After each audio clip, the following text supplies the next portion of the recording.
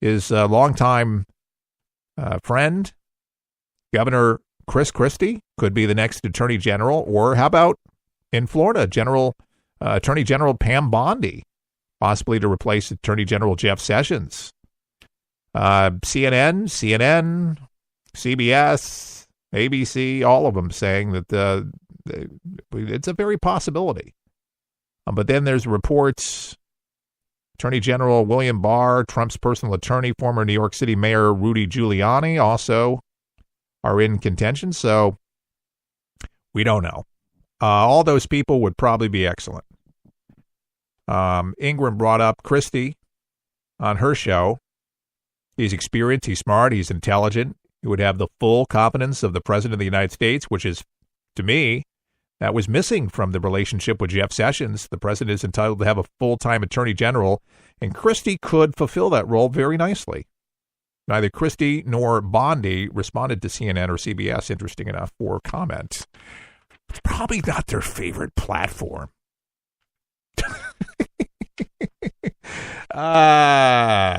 You just got to love this.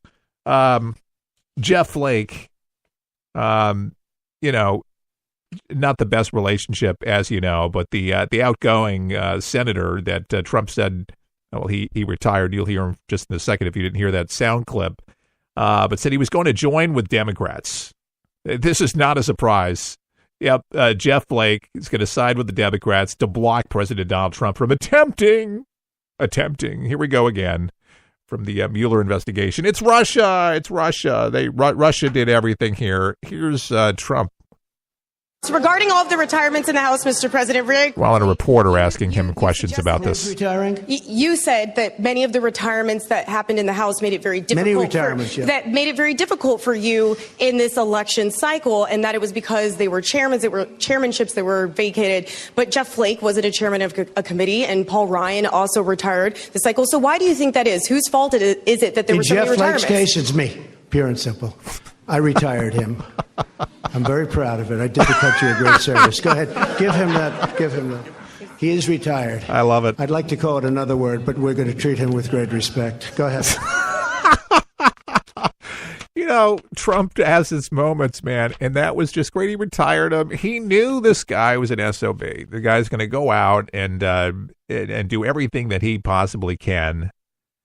But when the Senate convenes next week, at Chris Coons, he says, and I will ask for unanimous consent to bring S.2644, which is the Special Counsel Independence and Integrity Act, to vote on the Senate floor after the firing of the AG is more important than ever to protect the special counsel. Hang on to Russia.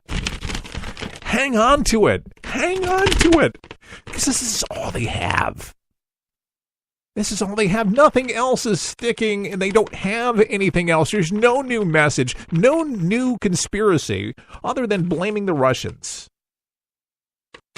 Now, Flake was referring to the announcement that Jeff Flake would be resigning from his duties as the U.S. Attorney General the day after the midterm election. Well, there you go. Earlier this year, they said that we passed S2644, the Special Counsel's Independence and Integrity Act, out of the Senate Judiciary Committee. The bill would safeguard Robert Mueller's investigation, he explained. So they want to keep this alive as much as they possibly can because he hates the president, hates him vehemently, he really does. Does not have any love for him. Listen, you can disagree with the president, I understand, but seriously, they're really just trying to tie down the collusion explanation. Well, if anybody colluded with the Russians, seriously, it had to have been Hillary Clinton. It had to have been Barack Obama. It had to have been them because remember that secret conversation with Putin whispering into Obama's ear, then the mic was open and saying, we're going to have more latitude. We're going to be able to do this. And then the Russian reset. Yeah, the same reset that actually pretty much gave Putin the green light. Because we didn't do anything about it under Obama's watch when they invaded him. And that they blame Trump for everything that Russia's doing. It's just the same old. It's the same old. And nothing. And who's coming out of the woodwork now with a book? I guess they need more money here. Michelle Obama, she's saying that she's not going to show any love by forgiving Donald Trump, and about the birther thing, about the whole Kenya thing. And I got to tell you, I was one that was on the radio talking about it, and I don't believe Barack Obama is telling the truth about his whereabouts. And I believe that he spent time in Hawaii. But his papa was from Kenya, and he did spend quite a bit of time in Kenya. What's really weird, okay, the strangeness of it all is that the nurse that was in the operating room or wherever Obama was, that was born, ended up in a plane crash. And she was the only one that died in the plane crash. Everybody else survived but the nurse. And remember, he would not furnish his birth certificate. I mean, now they make a big deal out of taxes. I mean, what would be easier to put out? Would it be the taxes because they're under investigation with being audited and you can't release the taxes, or a birth certificate from a hospital, I mean, to prove that you were actually born in the United States? I mean, that would have been an easy thing. You can't get a job. You can't get a license, I mean, hardly, without a birth certificate. So you get the birth certificate, you furnish the birth certificate, and there it is. And expert analysis, what was furnished, showed that it was not the original copy, and it looked like it was copies of something that somebody forged. Again, it's just things like that just weird. And then the Harvard records. He never released transcripts, and nobody remembers who in the hell Barry Obama was in Harvard University. And he never released any transcripts of any of that stuff, ever. Ever. I don't even think he'll find it in Chicago when he opens up his library. And again, I am not the Alex Jones type of talk show host here. It's just if you do some investigation and have, use your brain and do your due diligence, you'll find these things to be true. Well, she's never going to forgive Donald Trump. Well, fine. We're never going to forgive you. We're never going to forgive you for the disgusting things that you've done to this country for 8 years. Barack Obama making us feel good about ourselves. What do you step up to the podium? Okay, how you doing? I'm the president. How you doing? I'm not gonna help the diplomats in Benghazi. I'm gonna let them die. We're not gonna send a lifeboat in for them. And he didn't. The one accomplishment I've said before, and I've said this several times. I mean, he could make a movie from this and been very, very happy about it, and that is Obama got Osama. And then that whole deal, and that was an accomplishment. But anything else, what else can you say? The economy was in shambles. African Americans, no jobs. Nobody could own a house. Everything's turned around. Thank God. Thank God. Can you imagine if Hillary Rotten Clinton got in?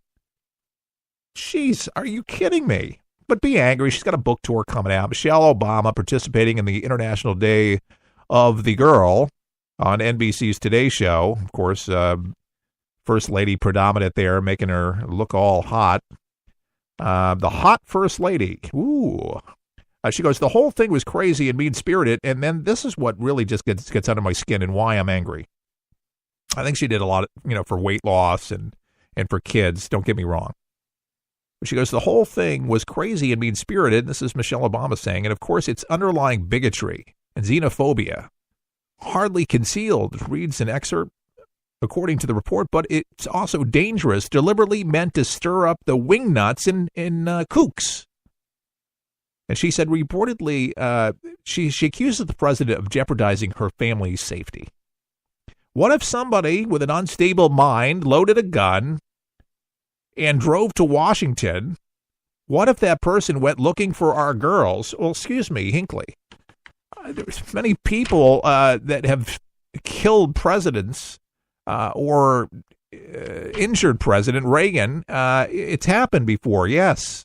But what if somebody with an unstable, what if somebody theoretical. Mind came in and to Washington and then went after our girls. What if? Well, that's what Secret Service is about. Of course, you were a huge target. You still are a huge target, Michelle Obama and Barack Obama. And so is Donald Trump.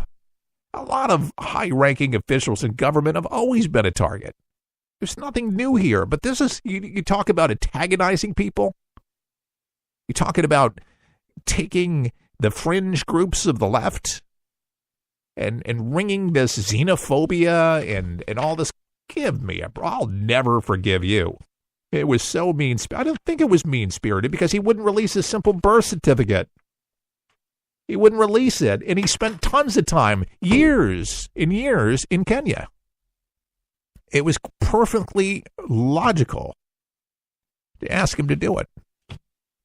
And he didn't for a long, long time. And then the mystery that was shrouded around it, and then the nurse, and that's a true story. She died in a plane crash. Nobody else survived.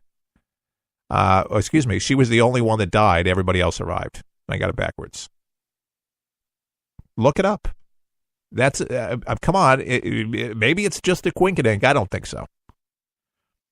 And then the Harvard cover-up of nobody knows who in the hell he is. He's not even in any yearbooks. You can't even find Barry Obama. It sounds so weird. Barry Obama. You want to talk about weird? No wonder Barack. It's got more of a hardness to it. Listen, I don't hate the Obamas. I just don't like their policies and positions, and I certainly don't like the rhetoric here, but she was wanting to sell some books, so this is what she's going to say. She's got to say something, because I don't see a lot of substance that's going to be in there. Do I think she's going to run for president? I don't think so. I don't think she's going to run for president. No, not a chance. Nope, I don't think she wants it. Oprah doesn't want it. But they will, campaign for people. They'll go out for people. They'll do what they can with people. People are talking about the rollback or the walkback vote for Senator Lindsey Graham of South Carolina, because in 2017, he had said that if the president does anything to the Robert Mueller investigation into Russia election interference, any efforts to go after Mueller could be the beginning of the end of the Trump presidency unless Mueller did something wrong. And then on Thursday evening, yesterday, Martha McCollum played a clip of Graham promise. And see, your words, they come back and get you. And basically, it was July 2017. It says, causing the senator to laugh, which prompted McCollum to comment on the things that have changed, which made Graham laugh again.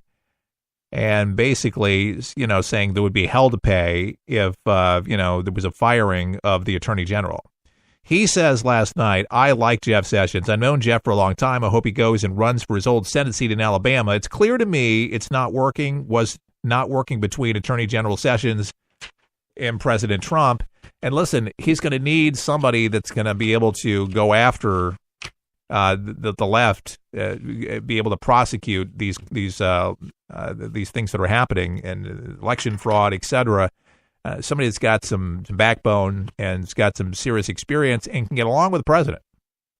The relationship's just not been all that great, and that's the truth. Okay, did you see the showdown, the sparks flying with Jim Acosta? This is the left, folks. This is CNN, and CNN should never have this guy back. But you know what? It brings them ratings. They like this kind of antagonistic, disrespecting, dissing the president. They will hail him. They should be playing hail to Acosta at CNN. Listen to some of this rolling here. Challenge you on one of the statements that you made in the tail end of the campaign. In the midterms. Here we go. If you don't mind, Mr. President, that this caravan was an invasion. As you know, Mr. President, I consider it to be an invasion. As you know, Mr. President, the caravan was not an invasion. It's a group of migrants moving up from Central America towards the border with the U.S. Thank you for telling me that. I appreciate it. Why did you characterize it as such? Because I consider it an invasion. You and I have a difference of opinion. But do you think? And folks, it is an invasion. It's an invasion to our sovereignty. It's an invasion to our borders. The president just wants people to do it the right way. Imagine that. We're a nation of laws that he wants to uphold. our laws. Is that so bad? If I may ask Peter, one other question, are you worried? That's enough. That's enough. Mr. President, I was enough. going to ask one of the other folks. That's enough. Pardon me, ma'am. Mr. Excuse President, me. That's enough. Mr. President, I had one other Peter, question, let's if go. I may ask.